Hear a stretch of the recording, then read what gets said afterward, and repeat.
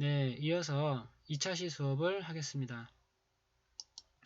자, 여러분들 방금 우리 5장 복습을 하고 있습니다. 자, 어떤 얘기를 했냐면, 자, 역학적 에너지, 운동 에너지하고 위치 에너지를 배웠죠. 그래서 이것을 역학적 에너지라고 한다고 했고요. 결국 에너지 보존 법칙까지 얘기했습니다. 자, 6절부터가 이제 오늘 주제인데, 자, 그 전에 여러분들에게 중요한 개념을 얘기를 조금 더 하고 있었죠. 자, 그렇습니다. 중력과 무게는 같은 의미다 라는 걸 얘기했고요. 여기서 F는 힘의 개념이죠. 그리고 여기 W는 웨이트, 무게의 개념인데 결과적으로 같은 수식을 쓰고 있기 때문에 이것은 똑같은 개념입니다. 자, 그래서 중력도 뉴턴이란 단위를 쓰고요. 무게도 뉴턴이란 단위를 씁니다. 자, 우리가 알고 있는 무게는 킬로그램 중입니다. 그래서 중력이라는 개념이 들어있는 것이죠. 자, 다음은 진폭이라는 말이 나오는데 진폭은 뭐냐면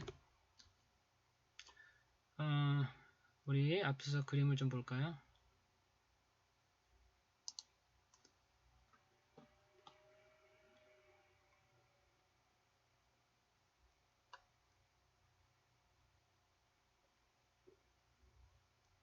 자, 용수철 진동하는 모습인데, 자, 용수철이 최대 위치에 있을 때 기준점으로부터 얼만큼 끌어당겨졌느냐, 바로 그 늘어난 길이가 최대가 될 때를 진폭이라고 합니다. 최대 진폭이라고 하는 것이죠. 자, 그래서 이렇게 늘어난 길이만큼을 진폭이라고 하는 것이죠. A라고 합니다. 늘어난 길이 여기 써 있네요. 늘어난 길이가 진폭이고, 이게 최대가 됐을 때 이제 최대 진폭이 되는 것이죠. 자, 그러면 결국 A라고 하는 것은 이 용수철이 늘어난 진동하는 최대값이 되는데 A라고 하는 진폭값은 그렇기 때문에 여기 보면 정해진 어떤 값인 걸 알 수가 있어요. 그 용수철에서 처음에 끌어당겼을 때 위치가 진폭인 것이죠.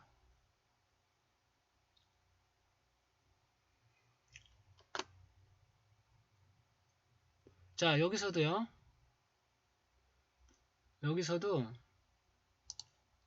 자, 에너지 보존을 이야기합니다. 자, 여기서 역학적 에너지는 운동 에너지하고 탄성 위치 에너지죠. 여기 마지막 식에 보면 자, 여기 운동 에너지가 있고 여기 탄성 위치 에너지가 있습니다.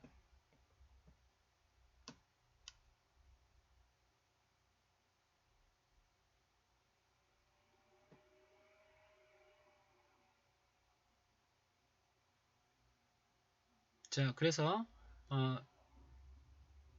운동 에너지와 탄성 위치 에너지 두 가지 에너지가 보존된다는 것인데요. 결국 무슨 얘기냐면 자, 이 식을 보면 자, 여기 오른편의 식을 보면 2분의 1 KA 제곱이라고 되어 있죠.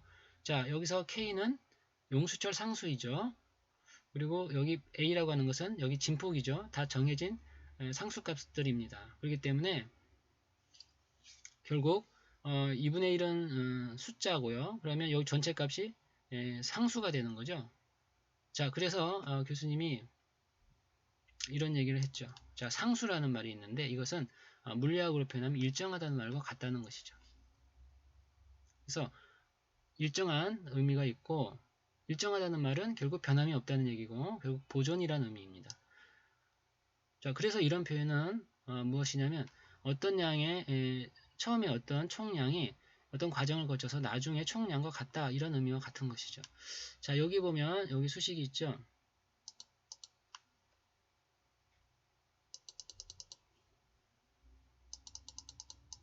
자, 여기에 이 표현입니다. 그래서 구간마다 운동 에너지의 변화가 있고 위치 에너지의 변화가 있습니다. 그러나 총량은 항상 일정하다는 의미입니다. 자, 여기 탄성 에너지가 최대일 때는 운동 에너지가 0인 거고요. 자, 운동 에너지가 최대가 됐을 때, 즉 기준점에 왔을 때는 기준점에 왔기 때문에 탄성 에너지, 위치 에너지는 0이 되는 거죠. 그래서 이것이 계속해서 반복되는 것이죠. 그래서 한 번은 늘어났고 한 번은 이 운동 에너지 때문에 다시 압축이 되고 다시 원 상태로 늘어나고 이런 과정이 계속 반복되는 과정인 것입니다. 그렇지만 전체 양은 항상 일정하다 이런 의미가 있어요.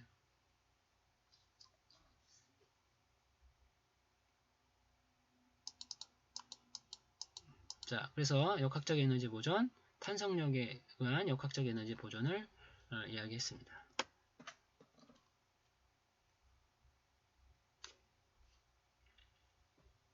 자, 이 과정에서 진폭이 나왔고 상수는 일정하다라는 의미까지 얘기했고요. 그 다음에 이제 보존력과 비보존력의 개념을 한번 얘기했습니다. 그래서 보존력이란 말 그대로 보존이 되는 힘인데 여기에 해당하는 것이 중력이나 탄성력이고요. 자, 그러면 이 중력이나 탄성력이 보존이 되지 못하게 방해하는 힘이 있죠. 바로 그것이 마찰력입니다. 여러분 공을 굴리면 멈추는 이유는요? 그렇습니다. 마찰력이 그 운동을 방해하기 때문이죠. 자, 그런 예에서 알 수 있듯이 마찰력이 작용하면 원래 힘이 다른 형태로 바뀌어버리는 것이죠. 그러면서 예를 들면 공이 굴러가면서 마찰력이 작용하면 멈춘 상황입니다. 이것은 공의 어떤 흐름을 마찰력이 방해하는 것이고, 자, 이 과정에서 다른 형태로 에너지가 소실되면서, 그렇죠?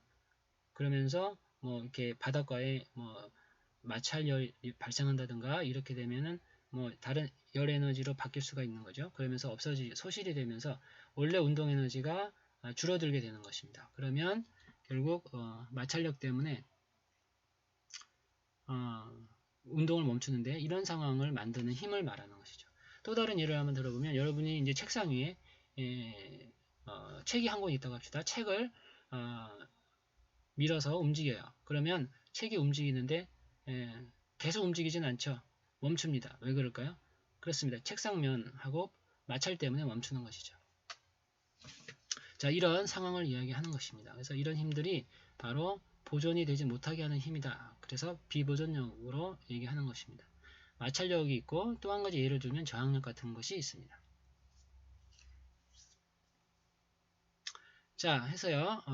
이제 이런 카테고리를 나눠서 이제 이야기할 수 있다는 의미입니다.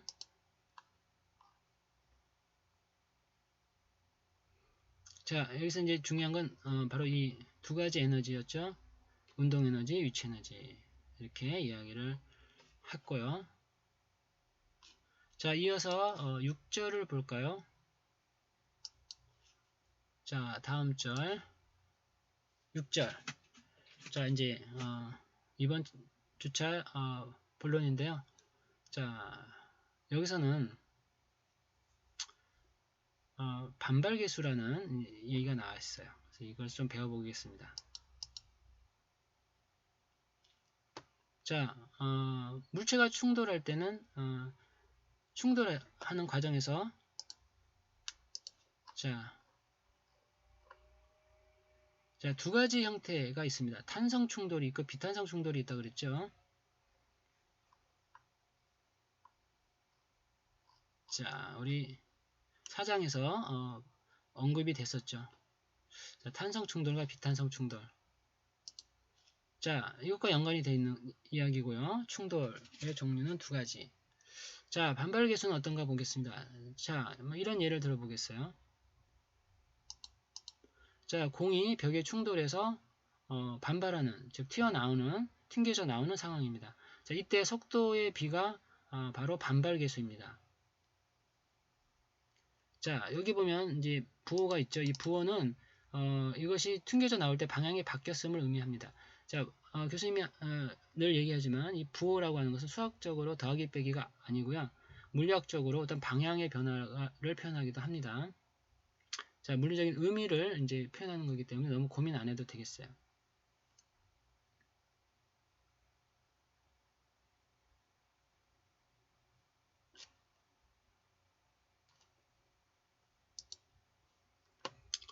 자,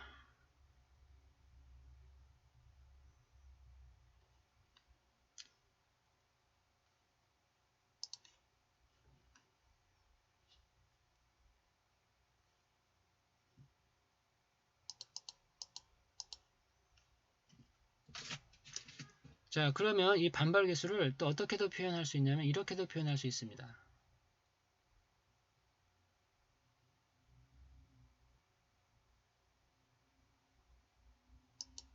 자, 이런 경우를 한번 보겠습니다.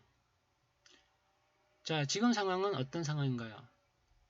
자, 충돌하고 다시 충돌이 일어난 후에 다시 각자 따로따로 움직입니다. 자, 이것을 우리는 탄성 충돌이라고 배웠죠. 자, 볼까요? 바로 탄성 충돌의 경우인데요.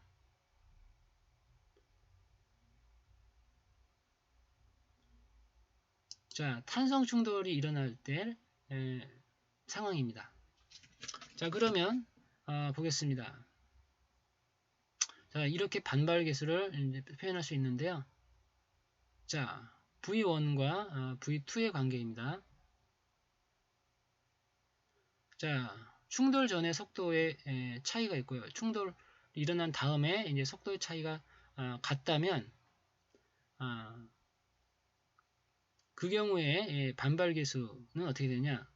자, 이 경우에는 반발 계수가 1이 되겠죠. 자, 이런 경우가 반발 계수가 최대가 됩니다.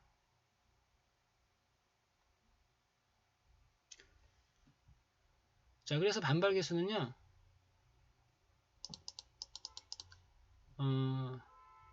완전한 탄성 충돌이 일어났을 경우에는 최대값이 1이고요.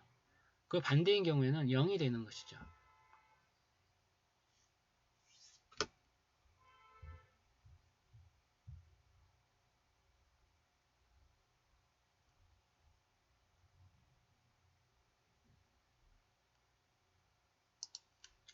자, 여기 볼게요.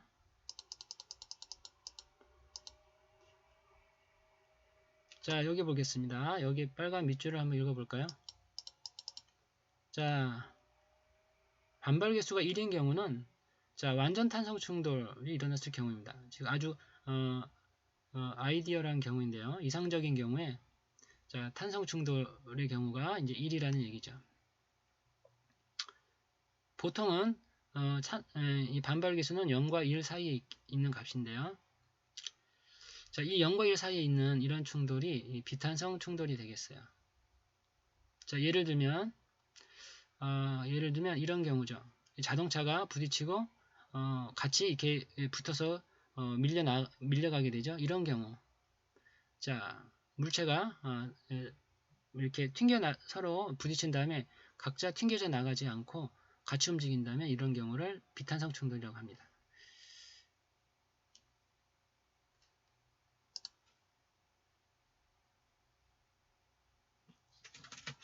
자, 아니면 이렇게 바닥면에 이런 껌이 붙어 있는 경우랄지 아니면 진흙이 같이 붙어서 같이 움직이는 이런 경우는 이제 비탄성이 굉장히 강한 거죠. 이런 경우는 이제 또 완전 비탄성 충돌인 경우라고 할 수가 있겠어요. 자, 중요한 건 이런 비탄성 충돌이 일어났을 때는 탄성 충돌처럼 각자 튕겨져 나가지 않는다는 것이죠. 자, 이럴 경우에 아주 이상적인 경우에 반발 계수가 0인 경우라면 두 물체가 여기 읽어봅시다. 경우에는 충돌 후 두 물체가 한 대 붙어서 운동하죠. 그러므로 상대 속도가 0이죠. 그러므로 충돌을 완전 비탄성 충돌이라고 합니다. 자, 그래서 반발 계수에 관한 내용을 보았습니다.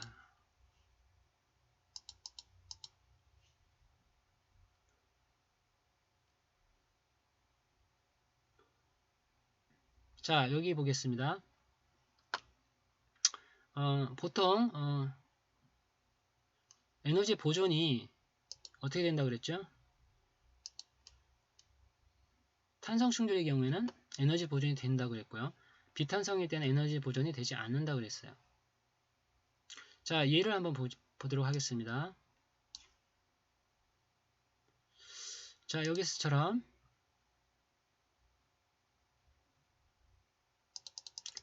자, 이런 세 가지 상황이 있습니다. 이런 세 가지 상황이 있는데, 자, 공이 바닥에 튕겨져 나와요. 공이 튀든 지면과 바닥면에 부딪혀서 튕겨져 나오는 튀기는 상황이죠. 자, 이때 원래 위치까지 계속 올라오게 되면 에너지 보존이 된다는 것이죠. 이것은 완전 탄성 충돌의 경우입니다. 아주 이상적인 경우죠.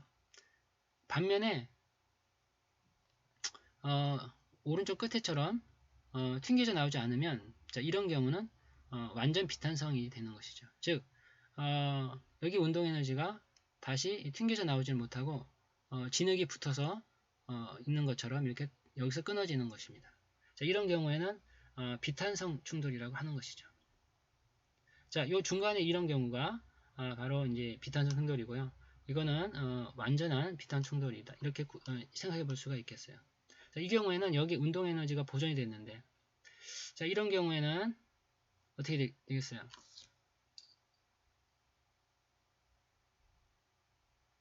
운동 에너지가 손실이 되는 거죠. 자, 완전히 손실이 되면은 다시 원 상태로 오지 않죠. 자, 왼쪽처럼 원 상태로 와야 되는데, 자, 이런 경우가 보존인데, 자, 이렇게 보존이 안 된다는 얘기입니다. 자, 이걸 수식으로 표현하면 이런 거죠. 그래서 이렇게 두 개의 처음에 그 전체 운동 에너지 총량이 나중에 운동 에너지 총량과 같아야 이것이 보존이라고 하는 것이고요. 자, 다시 그림을 보겠습니다. 자, 이렇게 처음에 운동 에너지의 총량이 나중에 운동 에너지 총량과 같아야 보존이라고 하는 것이고, 그렇지 않은 경우는, 자, 그렇지 않은 경우는 어떻게 됐다는 거죠? 보존이 되지 않았다는 얘기죠. 자, 그래서 운동 에너지 보존은 탄성 충돌의 경우에 이야기할 수 있고, 비탄성 충돌의 경우에는 운동 에너지 보존이 되지 않았다라고 할 수가 있겠어요.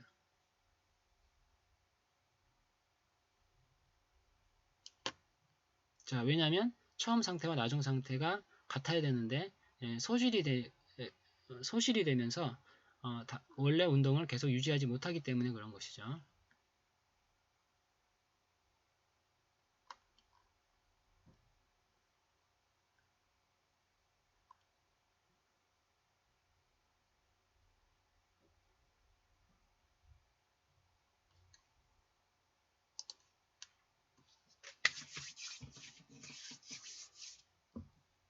자, 해서요.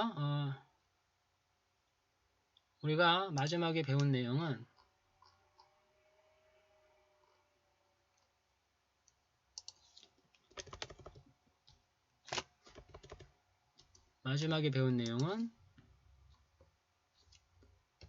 반발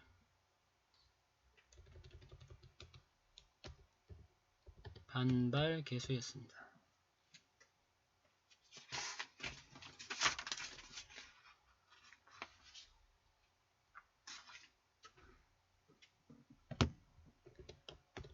네, 반발 계수.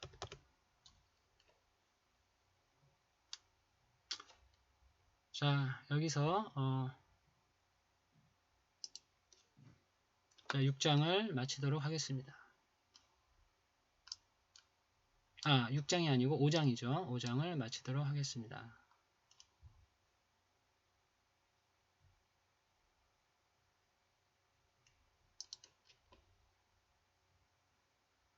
자, 그래서 중요한 건, 자, 다시 한번 얘기하면, 자, 충돌 문제에서 탄성 충돌은 운동량도 보존되고 에너지도 보존된다라고 할 수 있고, 비탄성 충돌에서는 물론 이상적인 경우입니다. 비탄성 충돌에서는 운동량은 보존되고 운동 에너지는 소실이 되기 때문에 일반화시켜서 에너지 보존이 되지 않는다. 그렇죠? 탄성 충돌은 에너지 보존이 된다. 이렇게 얘기할 수 있다는 것입니다. 자, 우리가 예를 들어서 살펴봤습니다. 물론 아주 어떤 모형적인 어떤 조금 정량적인 예를 들어서 설명을 한 것이지만 이런 기본적인 보존에 관한 해석이 차이가 있다라는 것을 이야기했습니다.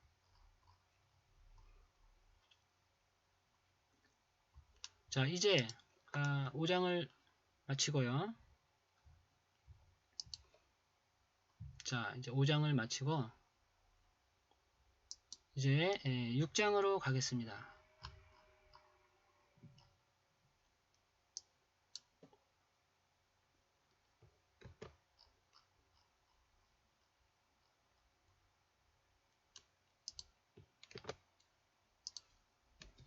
자, 6장.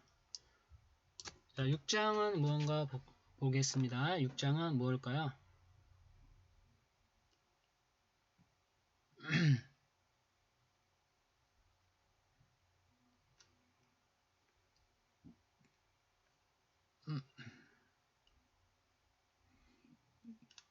자, 자료를 좀 가져와야 되겠네요.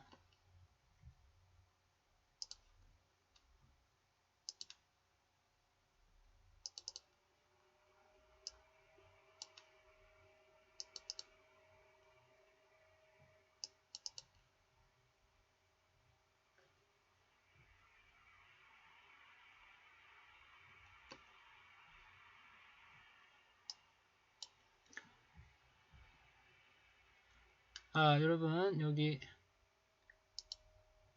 5장의 마지막에 이런 예제가 있죠.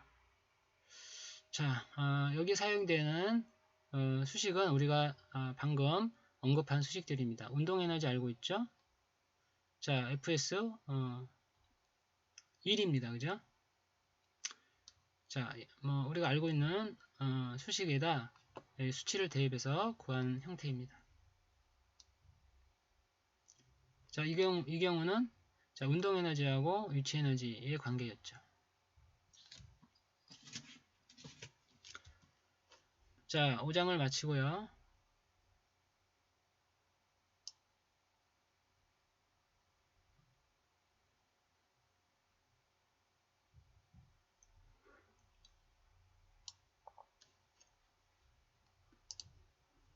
자, 6장입니다.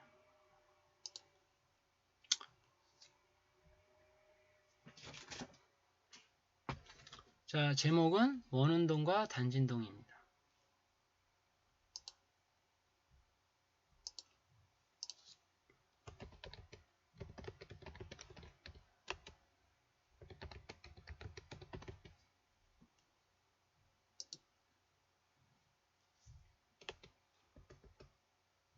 자, 여기서도 여러분 원운동은 알 거고요.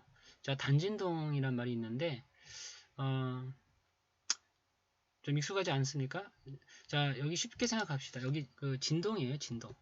자, 진동인데 단진동이란 말은 단순하다 이런 말이죠. 그러니까 진동을 다루면서 간단한 경우를 생각하자 이런 의미인 것이죠. 자, 어려운 말이 아닙니다. 자, 그래서 여기서는 핵심 용어가 바로 진동이다 이렇게 알면 되겠죠.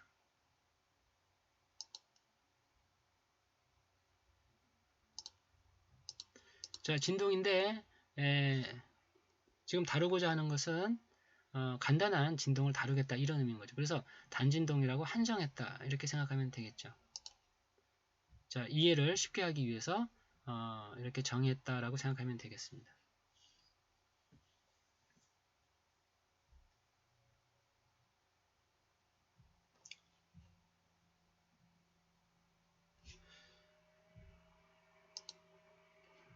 자, 여기 표지 그림을 볼까요?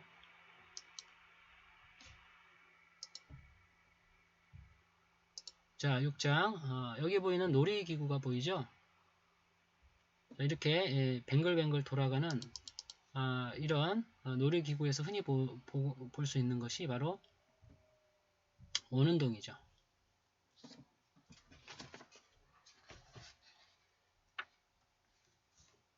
자, 우리 계정산판의 그림으로 뭐 크게 다르진 않은데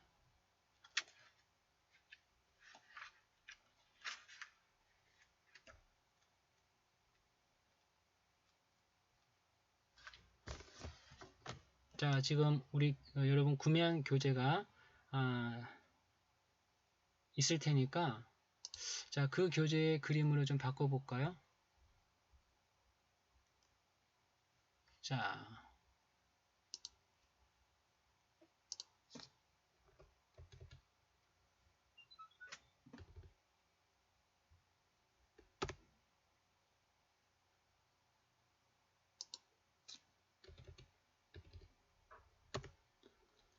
자, 우리 교재 그림도 뭐 크게 다르진 않지만 이런 관람차 하는 관람차 그림입니다.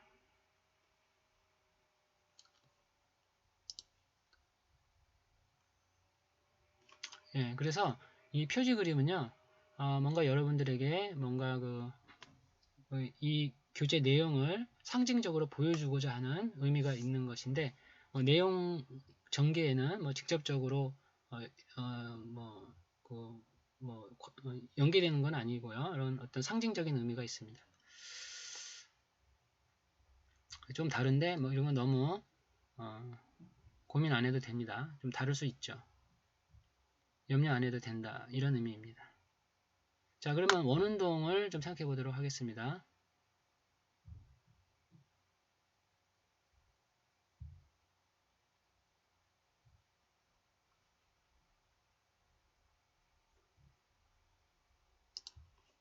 자, 먼저 이 단원에서 배워야 될 내용들을 살펴보겠습니다. 자, 지금은 이제 우리 6장부터는 3차 시에 이어서 하겠습니다. 자, 시간이 되었죠.